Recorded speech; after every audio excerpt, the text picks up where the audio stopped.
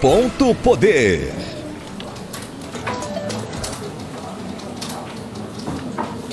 Olá, sejam muito bem-vindos à live Ponto Poder, o nosso encontro semanal para discutir política cearense e política nacional. A gente pede desculpa a você pelo problema técnico que nós tivemos, problemas de áudio, mas já está tudo resolvido. Vamos começar a nossa discussão aqui, os principais assuntos da semana. Um deles, claro, é a transição do governo estadual. Aqui no estado do Ceará, Isolda Sela já começou aí as reuniões para transmitir o governo para o governador eleito Eumano de Freitas. Também temos a transição no governo federal com o presidente eleito Luiz Inácio Lula da Silva. Outro assunto que a gente vai tratar aqui na live é a disputa pela presidência da Câmara Municipal de Fortaleza, assunto que já mira claramente aí 2024. Também temos uma reunião amanhã do governador eleito Eumano de Freitas com os partidos já mirando a governabilidade de olho no ano que vem, no primeiro ano de gestão de Eumano de Freitas. E claro, para falar sobre esses assuntos, eu recebo aqui do meu lado nosso colunista de política aqui do Verdes Mares, Inácio Aguiar. Seja bem-vindo, Inácio. Oi, Wagner, um abraço para você que nos acompanha. A gente está num cenário, ainda de muita especulação, mas tem muita informação para a gente compartilhar com todo mundo aqui. Um abraço para você, para meu amigo William, que está aqui com a gente. Vamos fazer esse bate-papo legal aqui para a gente deixar todo mundo bem informado. E o William Santos, muito obrigado, William, pela presença aqui nessa discussão. Eu que agradeço, Wagner. Boa tarde a você, boa tarde ao Inácio, a todo mundo que nos acompanha.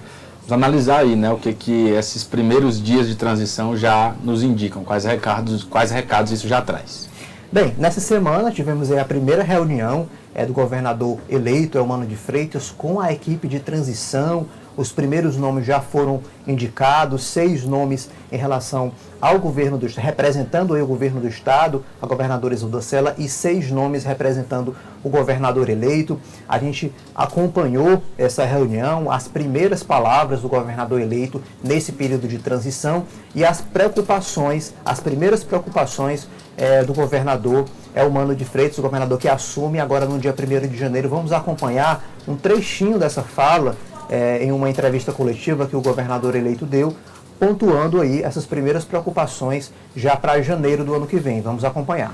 Nós dissemos ao povo do Ceará que nós teríamos uma passagem gratuita na região metropolitana de Fortaleza.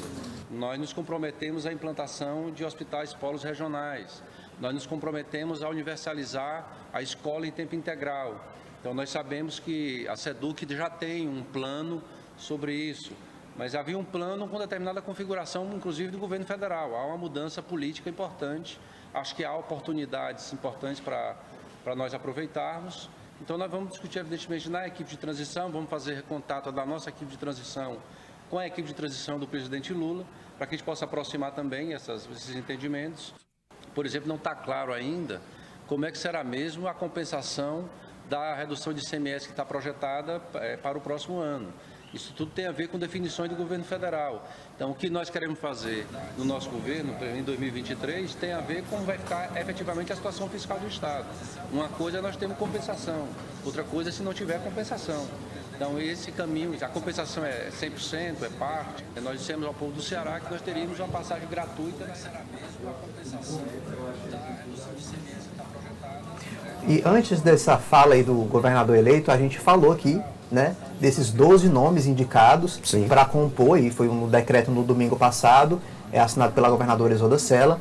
Foram 12 nomes, 6 representando o governo do estado e 6 representando o governo que vai assumir aí no ano que vem. Vou listar rapidamente aqui, são 12 nomes, só para a gente tentar entender qual é a configuração, o que é que essas indicações elas podem nos enviar de mensagens, como é que a gente pode fazer essa leitura. Por parte do governo, temos o coordenador aí, o Chagas Vieira, Ronaldo Borges, Fernanda Pacobaíba, Flávio Jucá, Vladson Viana e Rita Bezerra. Representando aí o governo eleito, Eumano de Freitas, Eudoro Santana, que é o coordenador. Temos também a Luísa Sela, Alfredo Pessoa, Augusta Brito, Max Quintino, Ana Maria Fontinelli. Inácio, vamos começar com você. O que é que a gente pode... Qual a leitura que a gente pode fazer desses integrantes dessa transição? Wagner, eu começo destacando aqui os coordenadores das equipes, certo? A gente vê nessa coordenação uma clara influência do senador eleito Camilo Santana. Porque o Chagas Vieira é o chefe da Casa Civil no governo Isolda, mas ele é uma pessoa que cresceu dentro do governo do Camilo, né? Então, ele se tornou uma pessoa de muita confiança do Camilo e demonstra, ao coordenar essa sucessão, que também conseguiu essa confiança com a governadora Isolda Sela, que, afinal de contas, agora quem está com a caneta na mão, quem está fazendo essas indicações. Então, a primeira observação que eu faria é isso, um núcleo de coordenação muito próximo do senador eleito Camilo Santana. Outra questão, Wagner, eu acho que já é mais protocolar, é que do lado do governo é mais ou menos aquilo que já se esperava, né?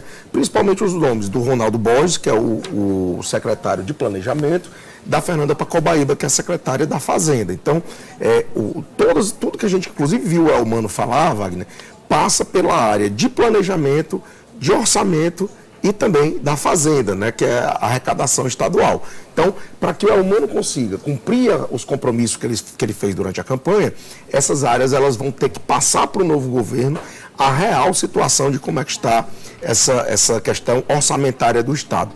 E, evidentemente, Wagner, a gente está tratando aqui de um governo de governos que são parceiros, né? A Isolda, inclusive, entrou na reta final da campanha do Elmano, então, por isso, não tem muitos problemas. Agora, eu acho que tem umas observações interessantes na equipe do governador eleito, inclusive, no domingo, quando eu publiquei na minha coluna essa lista, eu fiz essa observação, né? Além do Eudoro Santana, que é o pai do Camilo Santana, que é um político muito experiente, né? Uma pessoa do campo da esquerda que já é reconhecida aqui no estado do Ceará, nós temos aí o nome da Luísa Sela, que é filha da governadora Isolda. A Luísa é uma pessoa jovem, é psicóloga, é uma pessoa que trabalha nessa área cultural e foi um nome, Wagner, que ganhou muita evidência também na campanha do Elmano, né? A partir do momento em que o PDT escolheu Roberto Cláudio, né, para ser o candidato, abrindo mão aí da candidatura à reeleição da governadora Isolda, a Luísa, ela entrou nas redes sociais, né, e fez uma crítica muito forte ao PDT. Se engajou bastante na campanha. Ela se engajou bastante na campanha, então é um nome que também chama atenção. No mais, Wagner, você tem pessoas que são próximas do PT e da gestão da ex-prefeita Luiziane, como é o caso do Alfredo Pessoa, por exemplo. Foi secretário de Planejamento da Luiziane, mas é uma pessoa próxima do governador Elmano, né? Já desde essa época da gestão do Luiziane, ficou muito próximo do Elmano. E outro nome a ser destacado aqui é o da Ana Maria Fontinelli, que está mais ou menos nesse mesmo contexto. O Max Quintino também é uma pessoa que já faz parte do atual governo, né? E que certamente deve ser aproveitado nessa gestão do Elmano. Então eu diria, Wagner, que além dessas observações, um ponto que eu acho que é interessante é que o Elmano, ele prometeu na campanha fazer uma paridade, né, de gênero no secretariado. E na equipe dele, ele já fez essa paridade, né? Você tem 3 homens e 3 mulheres. Então, isso já é uma sinalização do governador de que deve fazer isso também. Sem contar, Wagner, que, embora não esteja constando aqui nesses nomes, um nome que está trabalhando ativamente, William, nessa transição é a Jade Romero, que é a vice-governadora, esteve lá do lado do Elmano nessa reunião de ontem, né? E tem também um papel aí a desempenhar nessa transição. Então, eu acho que de início, Wagner, os comentários que eu teria seriam esses. William, a gente tem aí um governador que assume, né? Vai assumir agora no dia 1º de janeiro, um governador que é alinhado com o presidente que vai assumir no dia 1º de janeiro, um alinhamento administrativo. Elmano de Freitas já falou que está planejando aí, considerando uma reforma administrativa, uma possível fusão ou criação de pastas, e também trabalha aí, a partir do momento que houver essa definição, né, essa reforma administrativa, principalmente para alinhar, inclusive, projetos com o governo federal. Isso tem uma burocraciazinha que isso ajuda, a questão do alinhamento, até o nome das secretarias em relação ao nome do Ministério, isso pode ajudar no envio de recursos, na aprovação de projetos, entre outros pontos. Mas até dia 15 de dezembro, o governador eleito prometeu também definir os nomes dos secretários, né? Isso também passa por uma articulação política, uma conversa que o governador eleito vai precisar fazer entre os seus aliados e entre os partidos também que não integraram ali a aliança. A gente só teve um turno, tudo foi resolvido logo num turno, mas com o perfil de diálogo do governador Elmano de Freitas, a gente sabe que isso deve acontecer nos próximos dias, né, William? Certamente, Wagner. Eu acho que a expectativa é de que esse secretariado, a ser anunciado ainda pelo governador eleito, ele tende a seguir a característica já sinalizada nessa equipe de transição.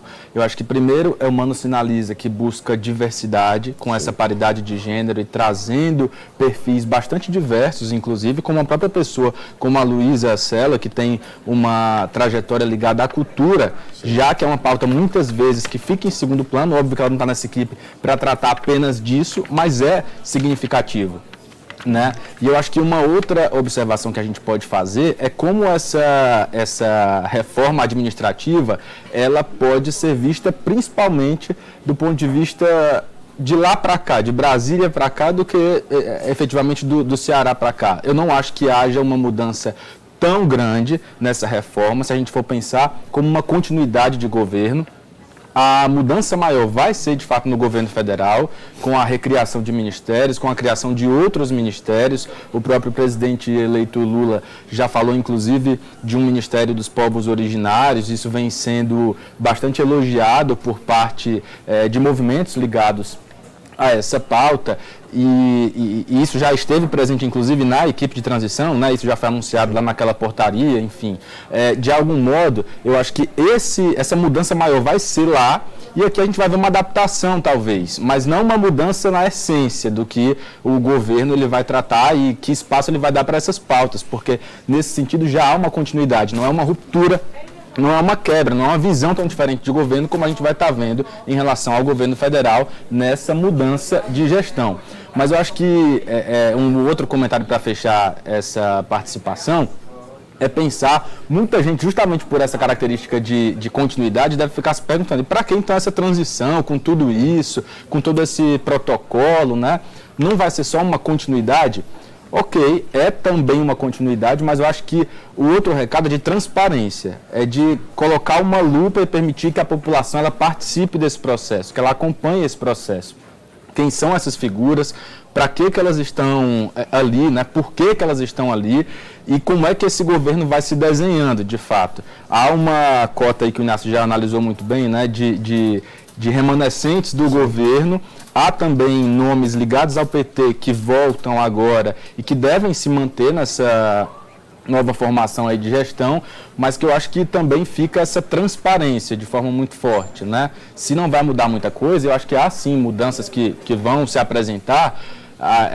O recado é de transparência, de abrir de fato esse processo para que as pessoas acompanhem o que está acontecendo e por que certas decisões vão ser tomadas. Nessa reforma administrativa, Wagner, só para a gente complementar, há um interesse do governador Elmano, por exemplo, Wagner, de transformar aquilo que hoje é assessoria para relações internacionais em uma secretaria. Isso tem um objetivo muito claro, né? O Ceará está nessa vibe internacional, vamos dizer assim, por conta do hub de hidrogênio verde, por conta das energias renováveis, de abrir mais o estado do Ceará, por conta do Porto do Pecém também, essa parceria com Roterdã, né, que foi uma parceria bem sucedida. Então, o estado do Ceará ele tem cada vez mais tentado abrir as portas, né, para o mundo inteiro, por alguns motivos. Entre eles está a questão geográfica, né?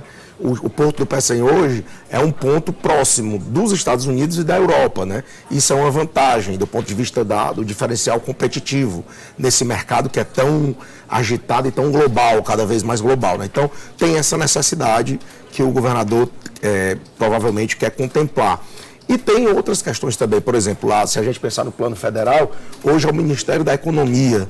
O Lula deve transformar isso em Ministério da Fazenda, retomar, né, o Ministério da Fazenda. E aí, nesse caso, essa questão da paridade também é importante. Sem contar as linhas, né, que a linha do governo Lula deve ser, até pelo alinhamento partidário, né, linhas de fato próximas do que o Elmano deve fazer aqui. Lula tem batido nessa questão do combate à fome, o Elmano também já sinalizou sobre isso. Agora, a gente tem aqui, Wagner, compromissos bastante específicos que o Elmano assumiu na campanha. E ele disse na entrevista, né, essa questão do passe livre metropolitano é um caso clássico, né, e a questão da universalização do ensino em tempo integral é outra também, que isso daí, William, embora exija um planejamento e a própria SEDUC já tenha divulgado que tem esse planejamento, Wagner, é preciso você integrar as áreas no novo governo para mostrar de onde vão vir os recursos. Os recursos não caem do céu, né?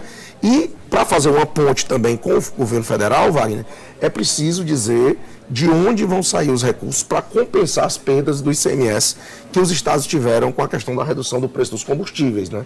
Isso foi um projeto aprovado com muita rapidez, né? Eu não estou nem discutindo, William, se isso foi bom ou se foi ruim. Quando você tem um alívio, Wagner, no preço do combustível final para o consumidor, evidentemente que tem um ganho, né? Não podemos... Agora, tem uma conta a ser paga que precisa ver como é que isso vai ser resolvido, né? Quem vai resolver? O governo federal? Qual é o tamanho dessa compensação? Tudo isso a gente precisa saber. Então, por isso que é importante também a gente ver esse alinhamento entre as reformas administrativas, porque isso certamente vai ser importante para o cumprimento dos compromissos de campanha. E claro que nós da imprensa devemos cobrar, porque compromisso de campanha não é promessa, né?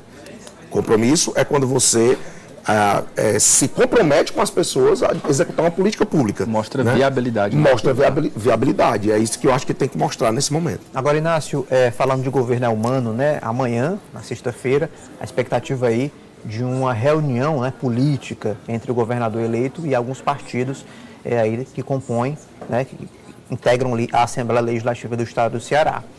Esse é o momento, de fato, para iniciar essas conversas, né? Sim. Há uma expectativa ali se o PDT vai integrar a base, se não vai. Então, esse é o momento de rearrumar a casa para saber como é que está o tamanho da base. Exatamente, Wagner. Eu tenho conversado nos bastidores com pessoas próximas ao governador Elmano e já bati um papo, inclusive, com ele, o Elmano, sobre essa composição, viu, Wagner? E eles acreditam, né, o governo acredita, Wagner, que terá cerca de, pelo menos, 30 a 35 deputados estaduais integrando a base do governo Elmano. Isso, evidentemente, é a visão do governo. A prática pode ser diferente, né? Para pegar o caso do PDT, que você citou. O PDT é o maior partido na Assembleia, ele elegeu 13 deputados estaduais. A segunda maior bancada é do PT, que tem 9. Então, Wagner, o Elmano ele não pode abrir mão do apoio do PDT, que é a maior bancada da casa. Inclusive, pela tradição do Legislativo, a maior bancada indica o presidente. Então, tenho certeza que o Elmano não vai querer um presidente que esteja contra ele. O diálogo já funciona bem. Já, né? Funciona bem, eles já fazem. Inclusive, Wagner, sobre a bancada do PDT na Assembleia, não se sabe ainda qual é a posição que o partido institucionalmente vai dar, mas é importante a gente dizer, a maioria dos deputados do PDT hoje já estão com o governo Elmano, já estão próximos do Cid Gomes, já estão próximos do Camilo Santana. Evidentemente que a gente precisa ver, inclusive, Wagner, esse movimento. Como é que vai ser? O PDT vai anunciar a oposição? Como é que o PDT vai fazer isso? Nacionalmente, o PDT está integrando a equipe de transição do Lula. Vai ser base nacional e oposição aqui no Estado? Sinceramente, Wagner, no mínimo esquisito, custa acreditar que isso vai acontecer. Mas, de qualquer maneira, é uma decisão partidária, precisa ser respeitada e a gente precisa ver como é que isso vai ficar. E aí, Wagner, para também fazer uma conexão com aquilo que a gente estava falando inicialmente, a formulação desse secretariado do Elmano vai passar muito por essa definição de quem vai ser base, quem vai ser oposição, né? Evidentemente que se o PDT for ser base, o partido vai querer, William, e o partido mostrou vamos dizer assim, mostrou tamanho para isso do ponto de vista legislativo, integrar cargos no governo, né? Isso é natural. E aí a gente vai precisar ver como é que vai ser de fato essa composição. Quais são as secretarias importantes que o Elmano está disposto a ceder, né? E aí por aí vai, Wagner. Tem outros partidos também, né? O PP foi um aliado na campanha do Elmano, né? O PSDB, o Tasso sinalizou que deveria ficar na oposição, mas também a gente tem que avaliar como é que vai ser, né? É muito difícil para um partido no nível estadual ser oposição direta a um governo, né? Então, a gente precisa ver como é que vão ficar esses movimentos no Legislativo. Agora, William, a gente continuando nessa projeção, né, do próximo governo, Elmano Freitas, existe aí uma indefinição, né, em relação às emendas de bancada, que são aqueles recursos que senadores e deputados federais têm direito a mandar para os seus estados, só que esse envio ele tem que acontecer em consenso. Reuniões acontecem e eles definem como é que esse recurso vai. E isso é de interesse do governador eleito, porque é um recurso que deve entrar aí para o ano que vem.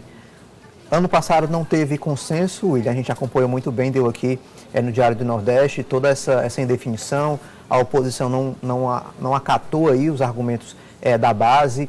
há um interesse muito grande que esses recursos eles sejam encaminhados para o Hospital da UES, tem algumas obras importantes, saúde principalmente, mas nesse ano está se encaminhando para que essa indefinição ela permaneça, né? Como é que você avalia essa discussão, né? Amanhã vai ter uma nova reunião com o Cid Gomes na Assembleia Legislativa e a bancada cearense para mais uma rodada de negociação. Pois é, Wagner. Ontem teve reunião lá em Brasília, com alguns parlamentares participando remotamente, e o clima é ainda de impasse, né? Porque há divergências em relação ao destino desse dinheiro. Para a gente ter uma ideia, o tamanho do bolo dessas emendas de bancada, isso totaliza 284 milhões de reais. É um recurso bastante expressivo. E, historicamente, a partir de uma relação boa que foi construída entre o governo do Estado e a bancada, sempre há uma tradição, né, um acordo, digamos assim, de metade desse bolo vir para o governo do Estado. A outra metade, aí os parlamentares decidem como é que esse dinheiro vai ser distribuído. Por quê? Porque somando isso, levando em conta que nós temos 22 deputados federais e 3 senadores, dá pouco mais de 11 milhões se a gente for dividir aí esse total, né? Com o acordo, vai metade desse valor para o governo do Estado. O governo fala da construção do Hospital da UES, que é uma obra que já foi prioridade no governo do Camilo e que o Elmano coloca isso como também, assim, prioridade zero, né? Na saúde, ele fez questão de destacar isso bastante na campanha, inclusive, vai precisar de dinheiro para tocar a obra desse hospital. Então, esse pleito já vem sendo feito, mas há ainda um clima de impasse. Por quê? Porque ontem, inclusive, nessa reunião, muitos colocaram que preferem cada um destinar para onde preferir os seus 11,3 milhões, mais ou menos aí, né? Se a gente pensar arredondando.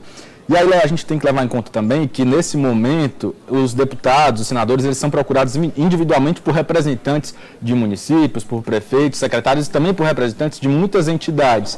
Então, deputados relataram ontem para a nossa equipe lá em Brasília que já foram procurados por universidades, já foram procurados pela Polícia Rodoviária Federal, que quer construir uma nova sede aqui, também pela Embrapa, que quer instalar equipamentos de produção de energia solar. Então, naturalmente, há muitas demandas e para os deputados conseguir atender essas demandas é muito importante também para cada um, a partir do projeto político de cada um, né? Então, até agora, há ainda um impasse, se de fato o governo vai conseguir já começar, digamos assim, com essa vitória, né, com esse clima de pacificação aí, e tendo esse recurso ou não. A gente lembra que da outra vez, parte dos deputados resolveram indicar, somaram ali o que tinham e esse valor veio para o Hospital da UES, né? Sim. Até agora, pelo que se desenha, deve ficar por aí. Só que tem uma outra reunião para amanhã e aí também pode mudar, inclusive porque o senador Cid Gomes, ele deve defender, de fato, como fez ontem, a manutenção desse acordo para que esse bolo, metade do valor, venha para o governo do Estado. Amanhã, naturalmente, essa defesa vai ser mais enfática e Cid tem uma liderança indiscutível, né, na bancada, não apenas entre os partidos aliados. Então, a gente vai precisar ainda acompanhar para ver se o Elmano vai ter esse dinheiro todo para poder usar ou se ainda não. É uma coisa interessante, Wagner, aí é o seguinte, o que eu acho que a gente precisa pensar, né, nós como sociedade, num debate como esse, William, que muitas vezes é técnico, é chato, né, uma coisa, muito detalhe de orçamento, né, é o seguinte, as emendas de bancada, elas são instrumentos que constam no Congresso Nacional, né, na Lei de Diretrizes Orçamentárias, na Lei Orçamentária, para projetos estruturantes nos estados, certo? Isso é a premissa básica dela. O que precisa é, de fato, fazer uma análise política, Wagner, sobre para onde os parlamentares e o governo do Estado querem mandar esses recursos, né? Me parece, Wagner, que quando você foca, por exemplo, no Hospital da UES, me parece essa uma demanda, qualquer pesquisa de opinião, William, que você fizer agora, a demanda por saúde é enorme, principalmente depois da pandemia. A gente tem aí uma fila muito grande, por exemplo, Wagner, de cirurgias eletivas para serem realizadas. E eu penso, Wagner, que isso é uma questão muito mais de Estado do que de governo. Então, é preciso os parlamentares discutirem isso, evidentemente, e verem quais são os projetos estruturantes. Me parece que o caso do Hospital Metropolitano é um caso clássico de projeto estruturante. Então, não se trata ali, pelo menos na minha visão, Wagner, de você estar mandando dinheiro para o governador Elmano, né? Me parece que é uma composição para um equipamento público que pode melhorar, né, a capacidade de atendimento à população de uma maneira geral. Até porque, Inácio, você tem as emendas de bancada e tem as E tem emendas as emendas individuais, que inclusive né? é um Ele já valor tem, até maior, exatamente. cerca de 17 ou 18 17 milhões por parlamentar. Para poder Parlamentar, indicar então, assim, para o que quiser. Então, né? ele tem para essas outras prioridades. Agora, eu acho razoável, William, essa discussão sobre, olha, vamos fazer o seguinte, metade do bolo vai para uma obra estruturante como essa, e a outra metade os deputados usam para atender os prefeitos, as entidades, né? Porque essas demandas são de diversas naturezas. Me parece, por exemplo, um pleito desse da Embrapa, William, muito nobre. Sim, né? sim. O pleito da Universidade Federal do Ceará, por exemplo, muito nobre. Então, é tentar dosar isso daí, Wagner, e o que a gente sempre cobra, e o que eu acho que é importante as pessoas cobrarem, unidade quando é para defender os interesses da população, né? Esquecer um pouquinho essa briga de oposição e governo, pelo menos nesse momento de que você vai ter que resolver as obras estruturantes do Estado. A gente está precisando disso. A gente tem uma obra gigante, como é o caso do Cinturão das Águas, William, que demanda muito recurso federal. Por quê? Porque o Estado sozinho, ele tem recurso, mas ele não tem suficientemente para fazer essas grandes obras estruturantes. Então, dentro dessa discussão, Wagner, é até importante a gente dizer também, William, como é importante o governo federal tratar os entes federados, caso de estados e de municípios, de maneira equânime, né, William? De maneira a fazer uma divisão justa pelas demandas da população. Exato. E não pelo eventual alinhamento político que possa existir. Então, acho que o que tem que ficar de central nessa história, Wagner, é esse alerta de que os interesses da população, aquelas obras que de fato vão mudar a vida da população, a qualidade de vida, tem que estar no centro do debate. Exatamente. Olhando já para a questão nacional, né, falando de transição nacional, a gente tem acompanhado aí nos últimos dias diversas reuniões, grupos de trabalho que estão acontecendo lá em Brasília. A nossa repórter Flávia Rabelo tem acompanhado aí todos esses bastidores. A gente vai trazer aí as últimas informações para você. Ela vai detalhar um pouquinho aí para o nosso internauta, para quem está nos acompanhando, os últimos acontecimentos aí dessa transição federal lá em Brasília. Vamos acompanhar. Desde segunda-feira, a equipe técnica da transição está trabalhando no Centro Cultural Banco do Brasil, a 7 quilômetros do Palácio do Planalto. Ontem, o presidente eleito, Luiz Inácio Lula da Silva, se encontrou com os presidentes da Câmara, Arthur Lira, do Senado, Rodrigo Pacheco, do Supremo, ministra Rosa Weber, e com Alexandre de Moraes, presidente do Superior Tribunal Eleitoral. Nesta quinta-feira, o presidente eleito teve o primeiro encontro com a bancada de apoio no Congresso Nacional, entre eles vários deputados eleitos pelo Ceará. O debate foi sobre os principais projetos que vão pautar o trabalho do novo governo a partir de janeiro do ano que vem. O presidente Lula adiantou que nenhum nome para ministério vai ser anunciado nesta semana e que essa lista deve sair depois que ele voltar da COP27 no Egito, já.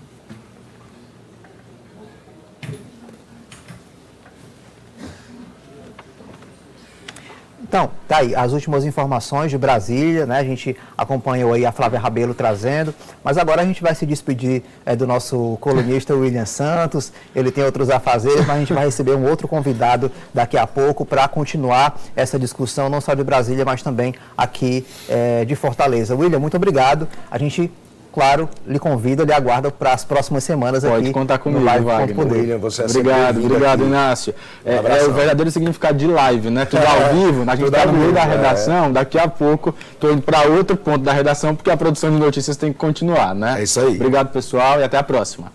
Então é isso, o William vai sair, daqui a pouco a gente recebe um convidado novo. É o seguinte, nos últimos dias, né, a gente viu aí essa transição aí do governo federal, o ex-governador Geraldo Alckmin, que foi eleito aí vice-presidente na chapa do ex-presidente Lula, ele começou a coordenar esses trabalhos. São 31 grupos de trabalho, na medida em que os dias vão passando, ele vem anunciando esses nomes, já foram anunciados nomes na área da economia, na área dos direitos humanos, na área da saúde. Aos pouquinhos ele vai convocando a imprensa e vai anunciando esses novos nomes. Esse grupo de trabalho, ele funciona justamente para fazer uma relação com o governo do presidente Jair Bolsonaro. Eles vão trocar ali as primeiras informações para que o novo governo toque a gestão a partir do ano que vem, entendendo o que é que está sendo feito até agora.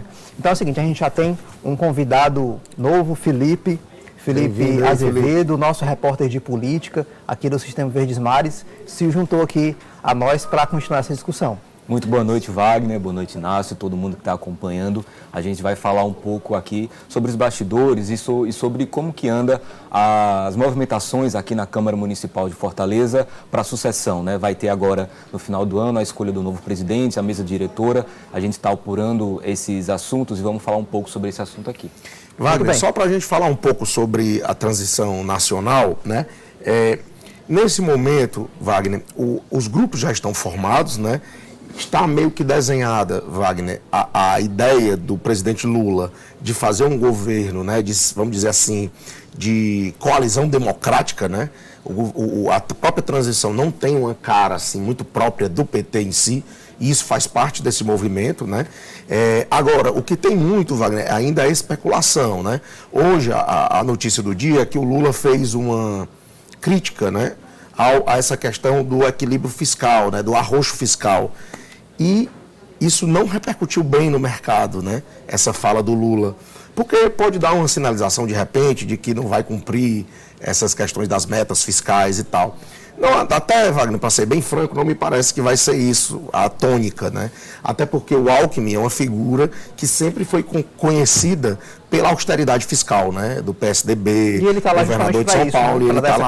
Ele está lá justamente para isso. Agora, tem uma coisa, Wagner, que eu acho que é importante a gente dizer nesse momento, é que a gente está em meio a uma crise econômica, né? Ela já vinha de antes, se aprofundou com a pandemia. E nós temos, Wagner, um cenário internacional muito adverso, né, de sinalização de recessão, de questão de problemas em alguns países desenvolvidos. Então, eu acho que seria importante nesse momento, Wagner, o governo, o presidente Lula, já dar uma sinalização clara sobre quem será o ministro da Fazenda, sabe? Eu acho que essa é uma necessidade que se tem, até para você acalmar os ânimos, né? Lula já disse que quer ter uma pessoa que tenha trânsito na política, é um interesse. Quando ele foi eleito em 2002, Wagner, ele indicou o ministro Antônio Palocci para ser ministro da Fazenda, e a partir daquela indicação construiu-se um grupo de técnicos atrás do Palocci que fizeram a economia funcionar naquele momento. Então, eu acho que é importante, pelo menos nessa área que é mais central, mais nevrálgica, né, o presidente Lula anunciar logo quem vai ser esse ministro, para até ele mesmo ter mais condição de articular o restante das pautas aí, que são de interesse de todo o Brasil, né? Essa questão, o William comentou aqui antes de sair, dessa questão do Ministério dos Povos Originários, né? Há uma preocupação grande sobre essa questão ambiental, então é preciso que se tenha logo as sinalizações para a coisa conseguir fluir naturalmente, Wagner. É isso. Felipe, nós temos também a PEC da transição, né? A gente tem acompanhado aí a chamada PEC da transição, é um recurso, principalmente envolvendo os programas sociais, né? Tem a questão aí do Auxílio Brasil, que vai voltar a ser chamado de Bolsa Família, tem a questão dos recursos ali para a farmácia popular, tem algumas áreas aí que ficou um certo vazio aí no orçamento enviado ao Congresso Nacional, que vai precisar, aí a partir do novo governo, ser encaixado em algum tipo de mecanismo, né? Que aí havia uma discussão se seria uma medida provisória ou se seria uma PEC, mas a avaliar das últimas negociações deve ser de fato uma PEC. E aí é o primeiro teste, né, Felipe, do governador, do presidente eleito no Congresso Nacional. Ele já fez uma visita ontem ao Judiciário, fez uma visita ao Lira, né, o presidente da Câmara, ao Pacheco, o presidente do Senado, está tentando já trabalhar as bases para esse primeiro susto, vamos dizer assim, que é uma PEC que ela passe com certa tranquilidade, né? Essa questão vinha sendo tratada com o então candidato Lula, né, do PT, ainda na campanha, sobre como que ele ia lidar com os deputados, como é que ia ser a questão da governabilidade dele lá em Brasília. E esse, como você falou, acaba sendo o grande teste do presidente eleito, que é saber com qual força ele vai chegar em Brasília. Você também comentou que ele ontem teve com o presidente da Câmara, Arthur Lira, também já encontrou o presidente do Senado, Rodrigo Pacheco. E eu acho que é o grande teste porque ele já chegando em Brasília, já nesse período de transição, já enfrenta aí um grande desafio, que é conseguir articular essa PEC aí em torno de 200 bilhões para poder dar conta desses programas, continuar esses programas, e ele vem sendo ainda questionado por nós da imprensa, pelos repórteres, como que vai ser essa governabilidade, ou seja, é uma questão que perpassa a pré-campanha do Lula, na campanha também isso foi questionado, e agora, já como presidente eleito, ainda acaba sendo uma questão levantada, né, para saber como é que ele vai lidar. Vamos ver aí qual vai ser a habilidade dele de chegar lá ainda sem ter tomado posse, mas qual vai ser a força dele de aprovar uma PEC tão importante para a economia. Só para complementar, Wagner, eu penso que essa PEC da transição, ela, sem dúvida nenhuma, é o primeiro teste, né, do governo Lula. Agora, é preciso a gente esperar, Wagner, o papel, certo, da PEC, a PEC, o PDFzinho pelo menos, para a gente saber o que é que vai constar nessa emenda constitucional, né? Porque me parece que é meio óbvio, Wagner, e eu não penso que nenhum senador ou deputado vai querer deixar de votar um negócio desse que vai garantir o Auxílio Brasil de R$600, né? Ele pensa nas bases também. Não, né? Me parece que seja racional achar que algum deputado ou senador vai votar contra isso. Entretanto, o que tem se falado é que é um arcabouço, é um guarda-chuva maior do que a questão do salário mínimo, né, do reajuste de ganho real do salário mínimo e também dos programas sociais. O governo quer incluir aí, inclusive, outras questões no meio. Qual é que vai ser o tamanho dessa PEC? Ela vai pedir um guarda-chuva de 100 bilhões? Vai ser de 150 bi ou de 200 bi? Isso tudo vai mexer com os ânimos do Congresso, né? Evidentemente que essa PEC, Wagner, ela tem que garantir, evidentemente, que as pessoas não tenham corte nessa renda de R$600. A gente vive um momento muito crítico. Hoje, inclusive, saíram os dados de inflação, Wagner, acima do esperado, né? É importante dizer isso. E mais do que isso, mesmo nos meses anteriores, que a gente estava tendo uma inflação abaixo, né? Casos até de deflação pontualmente, Wagner, no supermercado as pessoas não estavam sentindo essa diferença de preço, né? Isso é uma realidade. Então, é preciso ver essas questões, porque a PEC, ela tem que garantir o auxílio, Wagner, mas ela não pode ser uma licença para gastar indiscriminadamente, indistintamente. Não pode ser isso. Então, esse limite é que a gente vai ver esse teste, né? Eu diria, Felipe, para ser bem franco, que o Lula não terá problemas de governabilidade no Congresso Nacional. Eu acho que uma parte da bancada, ela adere naturalmente ao governo, né? A questão é que tipos de pauta o governo vai mandar para o Congresso Nacional, né? Isso mexe com os interesses da ala mais conservadora? Não mexe? Como é que vai ser? Isso aí é que eu acho que é a grande questão. É uma questão que a gente vai precisar observar, esses primeiros momentos. Ainda não teve nenhum ministro indicado, né, anunciado. A expectativa é que isso aconteça só em dezembro, agora, né, no próximo mês, quando essa questão da transição ela estiver mais avançada, né? Possivelmente essa PEC já deve ter sido aprovada ou votada ou discutida lá no Congresso Nacional. Mas vamos voltar aqui para o Ceará, que a gente também tem assunto quente para tratar aqui com você, que é a sucessão da mesa diretora na Câmara Municipal de Fortaleza. E aí a gente está falando de um assunto que a gente já consegue visualizar aí 2024, né? A gente já a eleição de uma mesa diretora, ela não é só uma eleição de uma mesa diretora. Existe toda uma expectativa, né, uma discussão, um planejamento das próprias lideranças políticas. Isso envolve também o prefeito de Fortaleza, o governador do estado, lideranças aí estaduais de partido. E, Felipe, vou começar com você que tem acompanhado isso ali nos bastidores da Câmara, você tem ido lá bastante aí nos últimos dias. Conta pra gente que indefinição é essa, qual é o cenário que a gente está vendo aí, porque geralmente o que costuma acontecer quando uma base ali de um gestor, seja na prefeitura ou no governo do estado, ela é organizada, ela é consolidada, geralmente é um consenso, acontece um consenso, né? Dificilmente você vai para o voto. A gente não sabe se vai para o voto ainda, mas está acontecendo uma mobilização esquisita nesse momento, né? Exato, Wagner. Eu acho importante a gente lembrar também, às vezes a gente falando sobre mesa diretora, sobre presidência da Câmara Municipal, às vezes pode parecer um pouquinho distante da população o que é que isso significa no final das contas. É importante a gente lembrar que um presidente da Câmara, o vice-presidente, passa por ele a maioria das decisões que vai ditar o curso da nossa sociedade, né? Falando aqui da presidência e da Câmara de Fortaleza, todas as leis propostas, os projetos de lei, projetos de indicação, tudo isso acaba passando por um tipo de filtro da própria presidência da Câmara, da mesa diretora, e isso vai impactar diretamente na população. Uma lei, uma mudança na legislação municipal, que às vezes a gente não está tanto atento, mas isso passa diretamente pela Câmara Municipal, que é onde as leis são feitas, é onde o prefeito,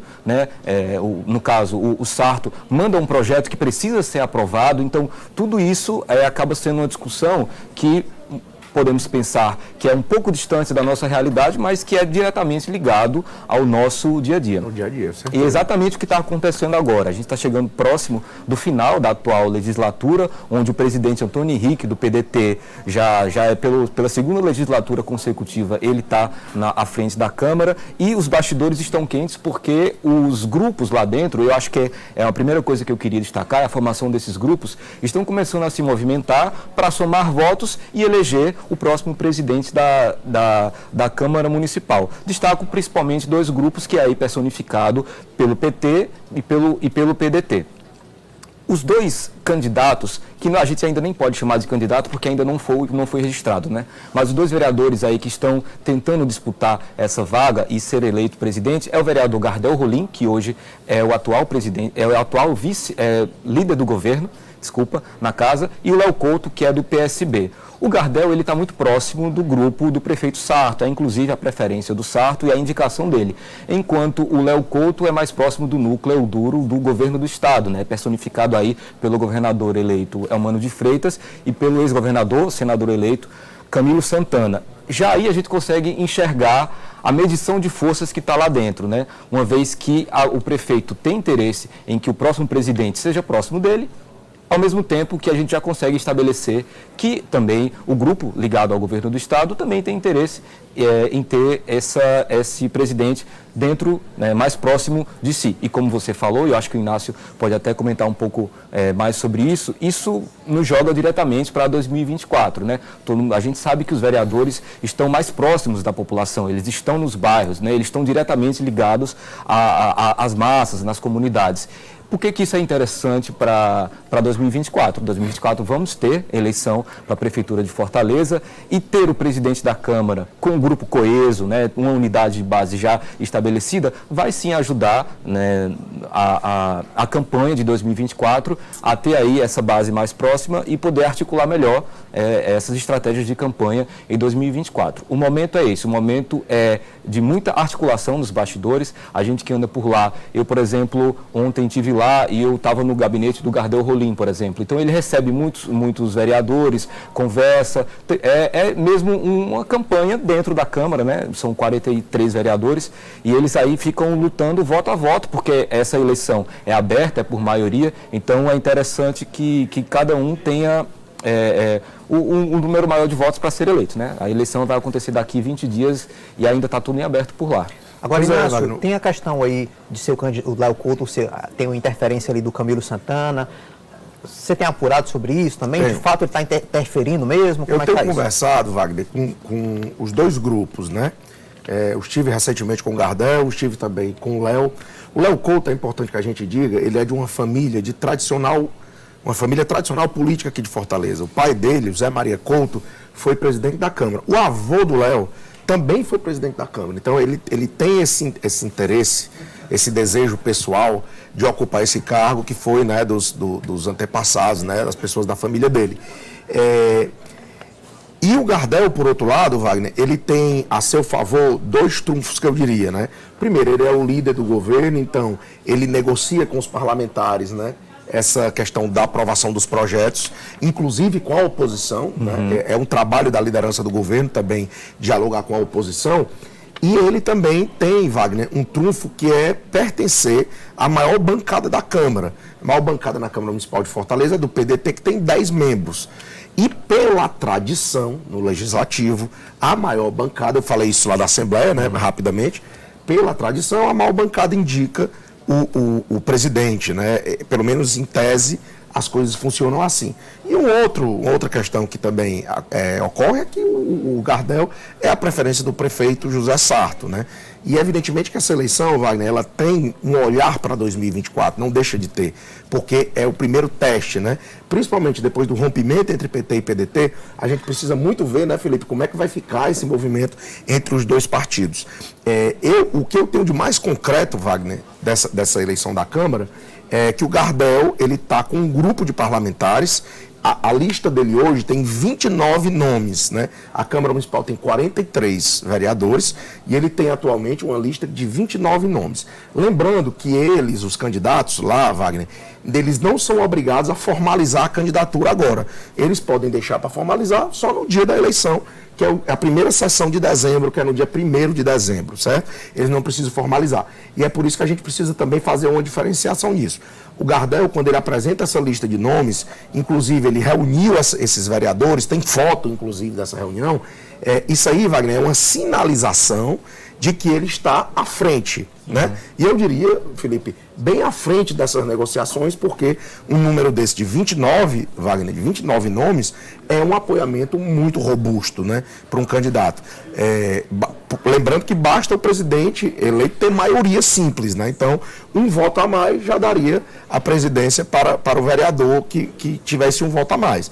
Entretanto, o presidente Antônio Henrique, ele foi eleito nas duas vezes, Wagner, o Antônio Henrique está saindo agora, o Felipe bem lembrou, ele foi eleito nas duas vezes sem disputa, ele foi candidato único. E ele disse para mim, o Antônio Henrique, que é o desejo dele e é que ele tem conversado com os parlamentares para tentar fazer com que não haja essa disputa na Câmara Municipal. Ele quer fazer uma candidatura única. Entretanto, ele considera, e eu acho que aí está dentro da normalidade, que todos os parlamentares que, porventura, quiserem, né, concorrer, podem botar o nome. É o jogo democrático. É o jogo democrático. Pode botar o nome à disposição. A disposição dele, do presidente, era de ter essa candidatura única, Wagner, até no sentido de mostrar que a Câmara, nesse ponto, tem uma coesão, né? Vamos dizer assim, uma unidade, né? Vamos dizer. Então, evidentemente, nós vamos ter que esperar esses 20 dias acontecerem, mas o que está acontecendo é isso. De bastidores, Wagner, dessa questão, existiu um pronunciamento da enfermeira Ana Paula, né, que disse que estava havendo interferência indevida do Executivo nessa discussão. Realmente, Wagner, não é adequado que a Prefeitura entre de cabeça num debate como esse. Entretanto, a gente sabe que, na prática, o alinhamento entre parlamentares e a Prefeitura, né, e o governo, ela faz com que isso naturalmente ocorra, né? O Sarto reuniu a bancada do PDT, disse que eles resolvessem quem que vai ser o candidato, e o Gardel apareceu lá como esse nome de consenso, né, dentro da bancada do PDT, com apenas uma divergência que é da própria enfermeira Ana Paula, né? Então, Wagner, o movimento é esse. Surgiu muitas informações nos últimos dias, né, se o senador eleito Camilo Santana está entrando ou não está entrando nessa negociação. As minhas fontes próximas, né, ao PT deram sinalizações de que o ex-governador não entraria nesse embate, né? Foram as informações que eu apurei. Entretanto, está muito longe ainda, falta 20 dias. E lembrando que o Camilo, né, ele tem a se preocupar, o início do mandato dele lá em Brasília, ele já começou a tratar sobre isso, inclusive, gabinete, onde vai ficar lá em Brasília, tem essa disposição, né, de ficar no Senado por um tempo. Então, tem essa questão da possível indicação da Isolda para o Ministério, que é uma possibilidade. Hoje surgiu, Wagner, o nome do Sandro Caron, que é o nosso secretário de Segurança aqui do Estado, como possível nome para comandar a Polícia Federal nacionalmente. Então, o Camilo também está envolvido com essas articulações nacionais, né? Nesses próximos 20 dias, e aí nós vamos ter outras lives, né, para a gente comentar melhor isso aí, a gente vai saber como é que vai se comportar. De antemão, eu digo que esses 29 nomes que o Gardel apresenta, como a votação, Wagner, é aberta na Câmara Municipal, nós não temos votação secreta.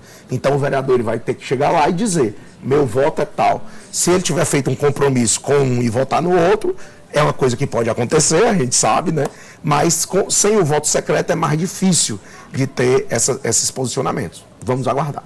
Agora, Felipe, teve essa questão aí do almoço no restaurante, né? A própria vereadora enfermeira Ana Paula publicou nas redes sociais que estava havendo interferência. Você acompanhou isso, inclusive esteve hoje na Câmara Municipal. Como é que estava lá os bastidores depois aí desse ruído, né? É legal acompanhar, ver esses bastidores. Hoje, por exemplo, eu estive lá e consegui observar, por exemplo, os vereadores do PT reunidos para tratar do assunto, né? O Guilherme Sampaio, a Larissa Gaspar, junto ali com a bancada do PSOL também, esses que têm uma tendência e já estão, na verdade, até o momento fechados com a candidatura do Léo Couto, por certa proximidade de grupo mesmo, e outras coisas que a gente vai observando. Por exemplo, se a gente pergunta para os vereadores, falamos muito sobre presidência, né? Mas a gente tem que lembrar que quando o presidente vai se candidatar, ele apresenta uma chapa de 10 nomes. A mesa diretora é ampla, né? Tem um presidente, vice-presidente, segundo vice-presidente. Então, tudo isso acaba sendo negociável, né? E esses cargos todos, eles são distribuídos para a chapa ser apresentada até o dia da eleição, no máximo, como o Inácio falou. E eu pergunto a eles quem que vai ser o vice, quem que é o vice-presidente, e eles evitam falar isso por enquanto. O foco, pelo que me parece, é que eles estão tentando ainda montar essa chapa. Alguns me falaram que na próxima quarta-feira esse anúncio, entre aspas, da mesa diretora vai ser feito, mas ainda alguns nomes estão colocados, mas ainda tá em aberto. Mas algumas curiosidades eu acho que a gente já consegue pontuar. Por exemplo, existe dentro da Câmara Municipal uma oposição ao governo José Sarto, que acaba sendo também oposição ao governo do Estado, vamos dizer assim, né? Uma oposição à direita, né? Que é personificada aí pelo Carmelo Neto, do PL, pelo Inspetor Alberto, que é do PL também.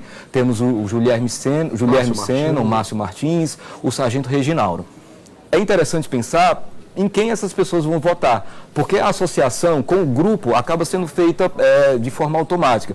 Por exemplo, o Sargento Reginaldo hoje, quando a gente está fazendo essa live, né, na quinta-feira, ele já declarou apoio ao Gardel Rolim. Sim. E hoje lá na Câmara, a gente brincando e conversando com os vereadores falam, você é oposição, mas você está com um grupo do prefeito. E ao mesmo tempo eles falam, se o Inspetor Alberto, por exemplo, for votar no Léo Couto, ele está votando no grupo do Camilo, a quem ele fez oposição todo esse tempo. Então vai ser aí interessante observar qual que vai ser a escolha deles, porque eles vão precisar fazer uma escolha, né? A gente fala sobre essa associação, mas é uma associação de grupo, não necessariamente eles estão passando para o outro lado, né? Outro nível de debate. Exatamente, né? É um novo nível, outro nível de debate que acaba se encerrando na própria Câmara por uma conveniência de ter que votar em alguém. E tem um detalhe também, Felipe, que eu lembrei aqui agora, Wagner, que lá na Câmara é o seguinte: antigamente era possível você fazer a eleição, Wagner, separada para presidente. Hoje não mais. Você tem que escrever uma chapa completa. Ela é feita por um presidente, 3 vices, 3 secretários e 3 suplentes, né, da mesa. Então, essa composição toda, Wagner, acaba dificultando para a oposição, porque muitas vezes, como a base do governo sempre é ampla, muitas vezes não dá nem para formar uma chapa completa, né?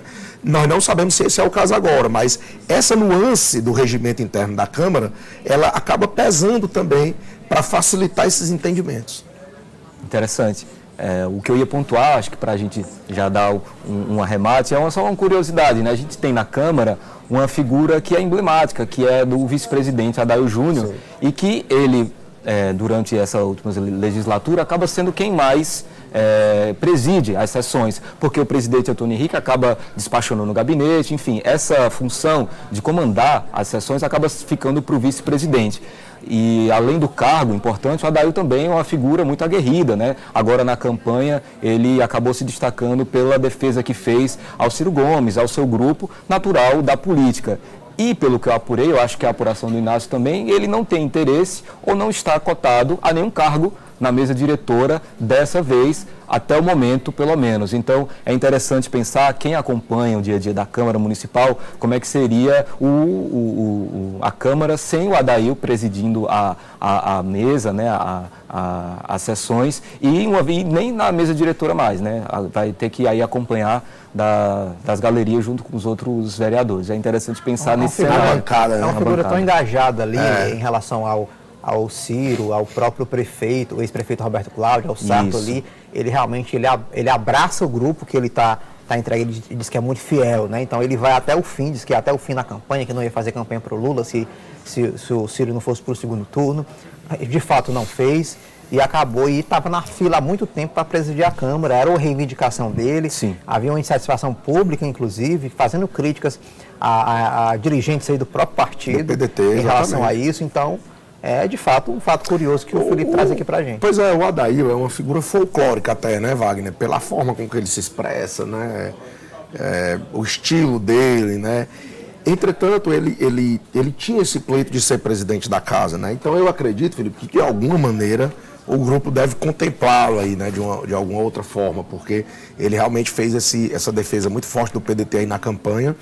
E uma coisa que eu acho que é interessante para esses bastidores, viu, Wagner, é que o ex-prefeito Roberto Cláudio, que foi o candidato do PDT ao governo do estado, ele teve um desempenho muito abaixo do esperado aqui em Fortaleza também. E isso deixou os vereadores, né, Felipe, de alguma maneira, né, querendo entender esses contextos todos, né? E isso daí é um fator que, não há dúvida, tem uma interferência, eu não diria, mas eu diria uma influência, né, de alguma maneira, para 2024. Então, quanto mais o PDT puder arregimentar forças ao redor dele, né, dentro da capital, melhor para o prefeito José Sarto, que pode concorrer à reeleição. Então, tem de ser a prioridade, né? Mas, de repente, se o partido optar por outro nome, enfim, né? As discussões que podem acontecer, como foi o caso que aconteceu agora, né? Na disputa ao governo do estado. Então, esses movimentos da eleição, Wagner, da eleição de 2022, elas tanto refletem na disputa pela mesa diretora da Câmara, como também na eleição de 2024. Interessante. Então, é o seguinte, a máxima continua muito atual, né? Acabada uma eleição, acabou-se a eleição presidencial, né? Já começa a outra, a gente vai discutir aqui nas próximas lives, no Ponto Poder, no Diário do Nordeste, esses bastidores, essas movimentações, né? 2023 inteiro vai ser essa discussão de pré-campanha, quem é que vai ser o candidato em 2024 para a sucessão aqui na Prefeitura de Fortaleza, uma eleição de 2020 que já foi uma eleição muito acirrada, definida ali 3 pontos percentuais ali, uma dificuldade muito grande essa eleição, essa última eleição que nós tivemos aqui na capital. A gente está encerrando aqui essa live, a gente já está chegando a 1 hora de discussão, esses foram os principais assuntos da semana. É claro que na semana que vem, a partir das 17 horas, estaremos aqui novamente com a live Ponto Poder, trazendo todos os assuntos que a gente tem abordado aqui no Ponto Poder no Diário do Nordeste. Quero agradecer Inácio Aguiar. Obrigado, Inácio, pelas suas contribuições aqui para a gente. Wagner, um abraço para você que nos acompanha. Continue acompanhando o nosso noticiário, tanto na TV Verdes Mares, como na TV Diário na Verdinha e no Diário do Nordeste. A gente está atualizando com frequência esse noticiário, trazendo as últimas informações, as novidades, para que você esteja atento ao cenário político, tanto local como nacional. Felipe Azevedo, muito obrigado. Felipe que vai continuar aí andando pela Câmara Municipal de Fortaleza para trazer os últimos detalhes, as últimas movimentações da nossa Câmara aqui em Fortaleza, né, Felipe? Isso, obrigado, Wagner, Inácio, foi um prazer ter estreado hoje aqui na live do Ponto Poder.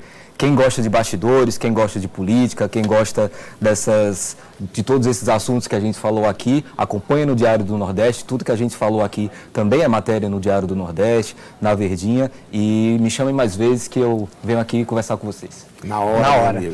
Então é o seguinte, vou deixar aqui um convite para você. Amanhã nós temos Ponto Poder Cafezinho, uma discussão com a repórter aqui do Sistema Verdes Mares, Tatiane Nascimento, sobre sigilos de 100 anos. Nessa campanha eleitoral, essa questão foi um dos debates mais acirrados aí na campanha sobre o que o presidente Jair Bolsonaro colocou em sigilo de 100 anos. Então a gente discute amanhã os principais aplicativos aí de áudio. Você confere essa discussão sobre o que de fato é esse sigilo, o que é lei de acesso à informação, se o Lula pode ou não levantar esses sigilos que ele prometeu durante a campanha eleitoral. Então, confira amanhã em mais uma edição do Ponto Poder Cafezinho. Essa discussão está muito interessante. A Tatiane é uma repórter que estuda muito esse assunto, escreve muito sobre isso e a gente vai trazer alguns detalhes para você. Então, na próxima semana, a quinta-feira, aqui no YouTube do Diário do Nordeste, a partir das 17 horas, estaremos de volta aqui com convidados para trazer os últimos assuntos, os assuntos mais importantes da política cearense, da política nacional. E você sabe, claro, pode continuar acompanhando esses assuntos, política, no Ponto Poder, aqui no Diário do Nordeste. Até a próxima. Até lá.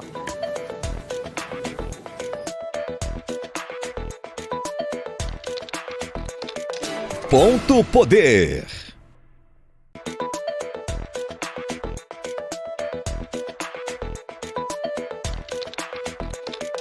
Ponto Poder.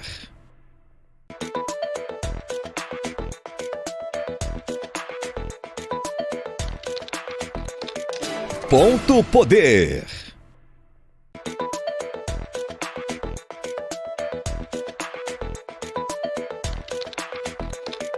Ponto Poder.